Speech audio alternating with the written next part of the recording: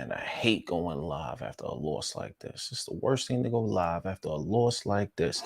Yo, welcome back to another one, man. Blue is our city, Manchester City fan channel. Man, I'm disappointed. Oh, that loss hurts, man. We're going to get into this match, man. If you guys are new to the channel, it's Blue is our city, Manchester City fan channel. And man, I'm just going to have to talk about what happened in this damn game right here, man. Leading up to the game, we were feeling confident about ourselves, man. And then we come into this and it just happens, bro. It just happens. If you guys saw the match preview that I did, I always talk about this. It doesn't matter if United's on this phenomenal run or we're on a phenomenal run. Anything can happen in a derby. And we go into this match and we're saying to ourselves, what do we not want to do against this team? What is the two things you do not want to do against this team? And we absolutely do both of them. So it was not a good match. We're going to get into this. We're going to talk about the starting 11. We're going to talk about points during the match. And yo, just get into this, and we got to deal with all this United banner that's going to be coming our way this week. So, yo, just know if you tuned into the channel, just know it's one thing. Blue is our city. Please feel free to hit the like button, the share button. Just really going to help the channel grow. So, main talking points of the match, and I'm going to go through this. It's going to be hard to go through this one. So, coming into the match, obviously, we were 28 matches unbeaten across all competitions. I believe it was 21 in the Premier League, but United got their own stats as well. So United's got their own stats, their own numbers and everything themselves, but they come into the match, 21 away matches in the Premier League unbeaten. And you're like, okay, something's got to give in this match. We know it's a derby. What's really going to happen? And next thing you know, soon as the damn game starts, we're feeling cringy already. But before I get into that, let's go into the formations. Obviously, they're going to line up with the 4-2-3-1 setup. We're going to line up, with the 4-3-3 setup. So we come into the match with the 4-3-3 setup. So I'm feeling confident, man. I'm feeling real good about it. And, it's about to go into the match. Let's see what we got over here. I knew we were gonna get something. There we go. Yeah, bro. I know. It hurts. So I'm gonna get into the starting lineup of this match, and then we're gonna kind of get into this because this starting lineup, I don't care. This starting lineup was kind of frustrating to me. So this is the way the starting lineup planned out. We got Edison in goal, and Diaz and Stones come back into the side, forming that Premier League, rock solid defense. So that's been legit. That's been muddy all day. So just to, bro, United fans love giving us hell, man. That goes to show you anything can happen in a derby, man. So, shout out to you, B. I know you feeling confident about your squad right now, man, but it's been terrible of a game. So I'm going to get back into the starting lineup, man, because it's just my points. Bro, you look at it, you see Stones and Diaz in there for us. So we got okay, we got the solid partnership.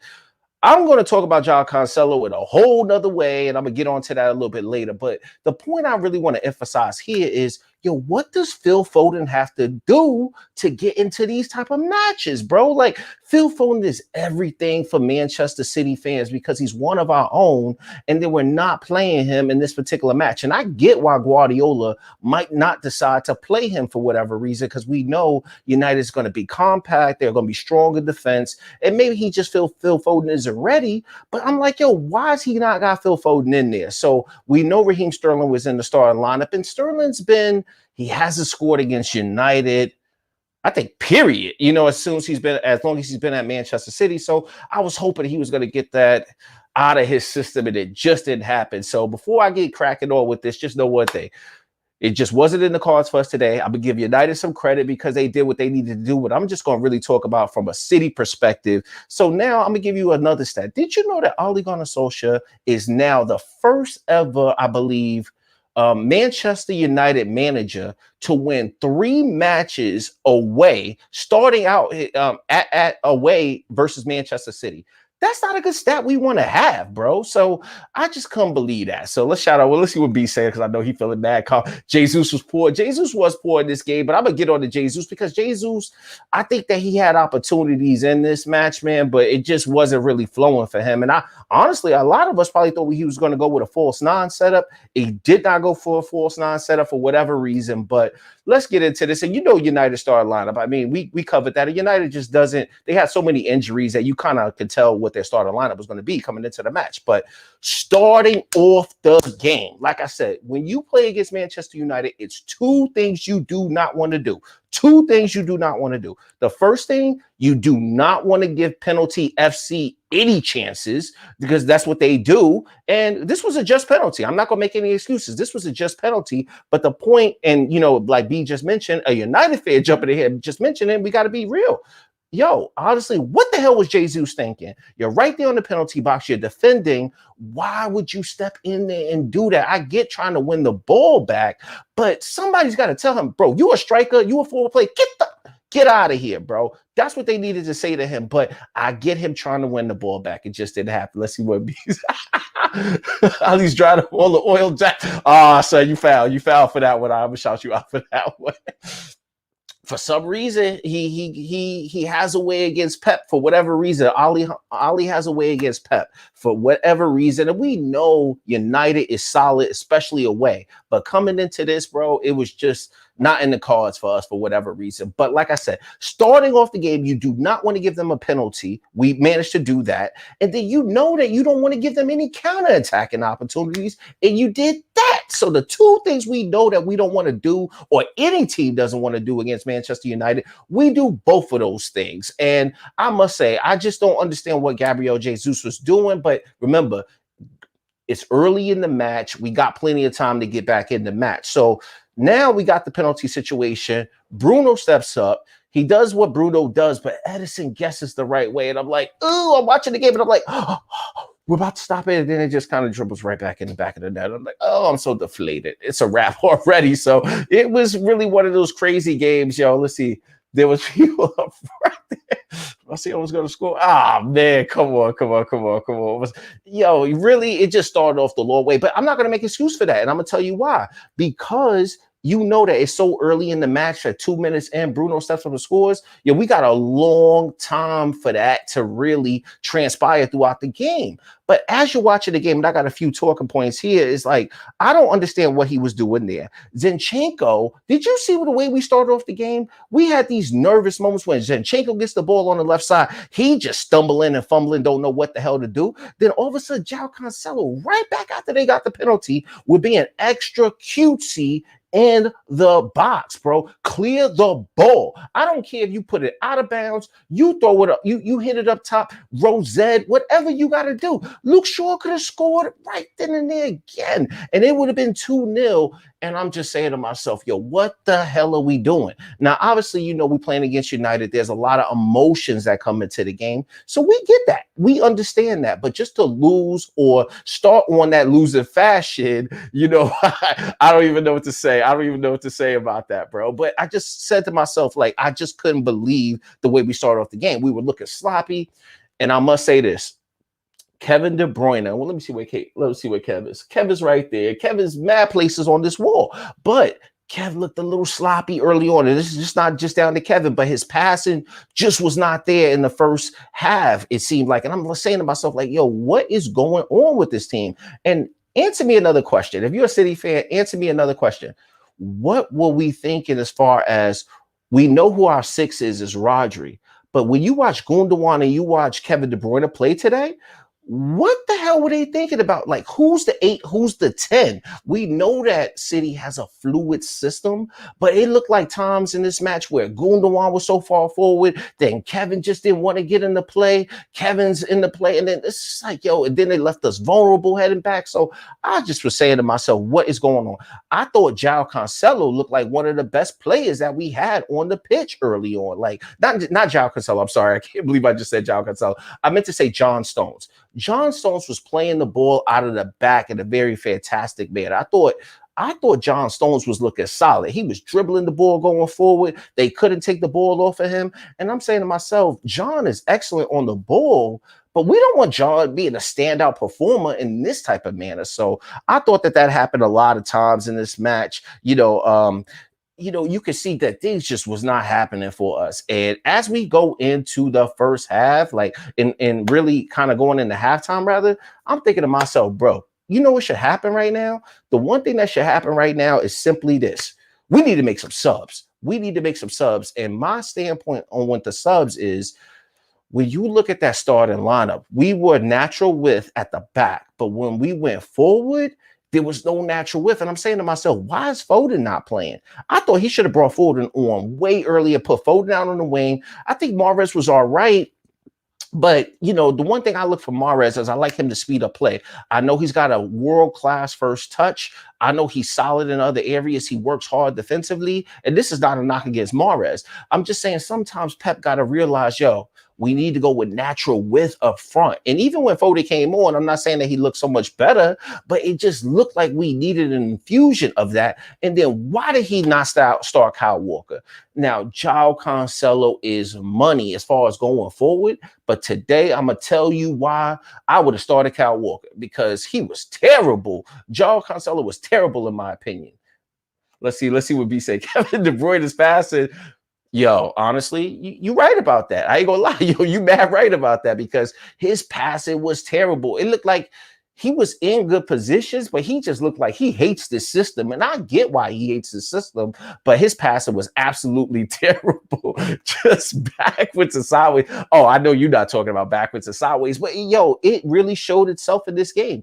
Well, obviously, you know, the way City plays, like we're trying to just pass the ball sideways, backwards to bring you guys out. And honestly, I think United was trying to press us. If you look at that first half in particular, they were trying to press us, especially within that first 15 minutes. And then they slowly, once we got the ball in our half, they sat back and they got mad compact. But we weren't moving the ball fast enough to get them exposed. But I thought that they really did a good job of trying to press us. We thinking that we're going to tire them out, and they just kept going. Shout out to Dan James. Look, I'm not a hater of United. I like them to push us. I still think that they won the battle, but we're going to win the war. But at the end of the day, like, Dan James did a good job for them, and they was just doing their thing as far as, yo, waiting for that counter-attacking opportunity, and it presents itself. So I'm going to get on to the second half, bro, because he didn't really make the subs the way I thought he was going to make the subs. I'm like, yo, Guardiola, what are you doing? And this is where I got a problem with all of them João Cancelo lovers, all of them people out there that are like, yo, João Cancelo's the man, yo, Cancelo coach. And those, I'm not trying to say that the man is not a good player. Don't get me wrong. But I'm just trying to say, I don't care about what he does offensively. I absolutely do not, because I know he's nice at that as far as passing, and I'll give him credit. He unlocked a ball straight over the top to Gabriel Jesus early in the first half, right between the center backs, and Gabriel Jesus gets the ball down and shoots, but it got blocked. So he did good work there.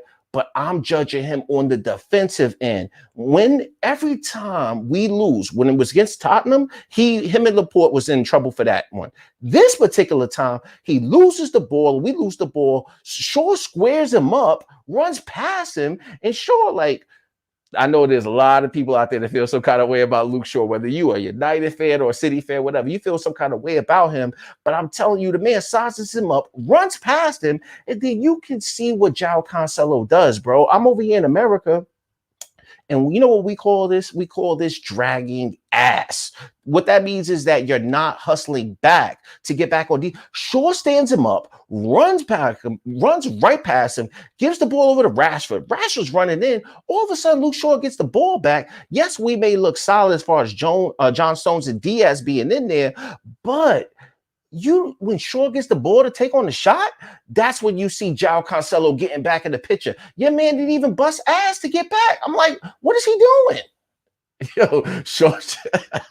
Yo, I know you're loving this moment. But it's fair to you, bro. I ain't gonna lie, yo. You guys did your thing, and I always say this: the one thing that you can count on in a rivalry like this is it doesn't matter who's in fantastic form. The derby is just a level setter. It doesn't matter what happens. Anybody can win in these derbies, and I couldn't believe that. So, as I'm watching the game and Luke Shaw scores, and it's 2-0 within that moment, I'm saying, yo, get João Cancelo off the pitch right now. So your man waits, Pep waits till 62 minutes, decides to bring Kyle Walker in. Now, Kyle Walker does one thing, and you saw when Kyle Walker came in the game, there were plenty of times where Dan James was running on the left-hand side, because Dan James started the game out on the right, but then all of a sudden in the second half, he starts getting the ball on the left-hand side, just to probably help out Luke Shaw a little bit, but he gets the ball, and Kyle Walker lets him run past him, and Kyle Walker is able to catch him. him. João Cancelo looks so slow defensively to me. And I don't understand why Pep Guardiola does this. When you play against a Tottenham, when you play against your United, and this may be food for thought in the Champions League, Pep, do not play this man. Unless you're going to go with a 3-5-2 setup and you got to have two wing backs, for that particular style of game where we know we're going to have a lot of possession, they're going to suck up the ball and hit us on the counterattack, you can't play João Cancelo in those moments. And I like João Cancelo, what he does offensively, but I want my fullbacks to be solid defensively first. And that is in that moment, he's just so slow, and I don't know what you can do with him. The man just looked like, as he was tracking back, he was just so tired. He had plenty of opportunities to sprint back there, and I'm glad Pep took him off right there in the 62nd minute. Then I'm saying, yo, where's Phil Foden? He brings Phil Foden on at 67 minutes and for Jesus, which I thought was pretty clever or whatever, but it's like, yo, Pep, it's a little bit too late. So that's just my thoughts on that particular moment. And I'm glad that he finally got them on, but you can see that United is just like, okay, at this particular moment, they started having opportunities later in the game to where I thought they could even finish one off. Martial had a chance, and I'm like, first of all, how the whistle wasn't blown. How did Martial find himself in that position to take on that shot? Luckily, he's not in the greatest of form. He shoots it right at Ederson. But in that particular moment, yo, they could have been nailed on the coffin big time. And then now I'm going to talk all the trash in the world. Of course you are. Yo, I don't even blame you. I'm going to put you up on screen for that because at the end of the day, it's a rivalry, bro. And I tell you what, I feel so bad. I planned, it's a nice day here in the city. And normally after City win, you know, I get on my bike and I go out for a bike ride and I be repping my jersey so everybody can see my team.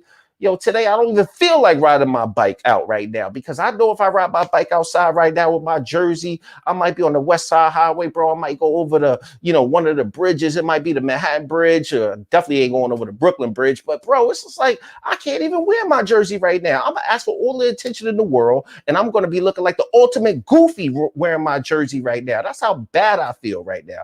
It's not the end of the world, but I know so bad. I can't even wear this jersey today when I go outside. So, bro, you guys can have all the talking points in the world right now because I know you guys are going to feel good. But at the end of the day, we might have lost this particular game. Now it's on to make sure we win the league at all costs because coming into this game, you know, all the talking points was like, oh, Pep, you got to line up this way. You guys have been scared against United. I thought we played well. It wasn't one of those games where we sat back and we didn't have a lot of shots. We had 23 shots, I believe, 6 on target. They had 8 shots with 6 on target. The only thing that messed us up is if we would have cleaned up the fact that against United again, you cannot give up penalties. You cannot do it. It's an absolute cardinal sin to give up penalties against United. And then you do not give them counterattacking opportunities. So we did both of them and we failed because of that. But we had plenty of shots. And I want to say today, it wasn't like it was just over for us, bro. We were really kind of trying to do our thing. We had plenty of shots from Gundogan. Gabriel Jesus holding up the ball, getting it over to Sterling, and it just didn't work, bro. Nothing we tried today worked, but it wasn't like it was just awful. Like in previous City games, you would have saw us just be losing and trying to play hoofball. We didn't do any of that. We were still finding the spaces, and it just wasn't our day. That's going to bring me on to my next talking point. So, B, you go ahead and enjoy it. I'm going to have to stay in the house on lockdown because I can't wear my jersey outside right now. So I'm not feeling good about the moment, but hopefully tomorrow I'll feel better about it. But it just does not feel good right now. And, you know, like I just said, bro, it just wasn't in the cards today. So what do we do right now? United, we know that this is good for them. But at the end of the day, I think they're still, yeah, B, let me know this. B, let me know this. How many points are we still ahead of you guys? I think it's like 11 to 12 at this point. We still might be 11 to 12 points ahead of them, you know, with like probably like 10 games left to play right now. So it doesn't feel good. The main point is that we can't just unravel. I don't think anybody thinks that we're just going to unravel and it's going to be over. I don't think anybody's thinking that, but they are starting to ask questions of this team again. So when we play against Southampton, it's going to be very important to say, you know what? We lost that game. It's fine. We lost against our inner city rivals, against a team that just happens to play very well against us for whatever reason, but we need to push on and go win the league and make sure that this does not affect our result come against Mönchengladbach, because coming into this, I know if you're a United fan, you're probably like, yo, we just want to slow up their momentum a little bit, knock them off the Premier League, maybe even get them rattled a little bit to where maybe they lose the Champions League and put a little bit of doubt in our season, if you will. But we got to kick on and make sure that this does not really affect us long term. So it's going to be on to Southampton. But at the end of the day, I just think that it wasn't like we wasn't trying to get in the game. It just wasn't in the cards today. That's all I got to say. And I'm going to give United credit for one thing. They knew how to sit back very compact against us. At points, they started off that first half. They were like back four. You look up again, they were back seven. They were back seven, parking mad buses. But at the end of the day, that's what you got to do sometime to get a win. And it's just every single time when you think the nail is about to be in the coffin for Ole Gunnar Solskjaer, what happens? Time to play Manchester City. He gets a win, and then they're happy. So what does this mean for us as City fans? We know Pep Guardiola is probably going to take a little bit of heat about not playing Kyle Walker, not playing Phil Foden, and it's going to be real interesting to see what Guardiola does, in my particular opinion, against Southampton. If he puts João Cancelo at right back and Kyle Walker is sitting there on the bench, I'm going to be highly upset. But Pep, you still my man, 50 grand. Let's just say that. Pep, I'm not knocking you, Pep. I'm just saying, bro, like, this guy is fantastic going forward. But every time we lose, whether it was against today or it was against Tottenham, bro, this guy does not get it defensively. And that's the only thing I'm worried about. I think the guy is a fantastic player when it comes to offense. But somebody needs to be working with João Cancelo to say, bro, when you lose the ball back in this system, bro, you better be sprinting back full pace. I'm talking about faster than Kyle Walker if you possibly can get up that fast. But he just didn't have it for me today, and it was a little bit of a letdown there, but we cannot let this affect our season. So shout out to you, B. You feel happy about it, but as City fans, we got to kick on.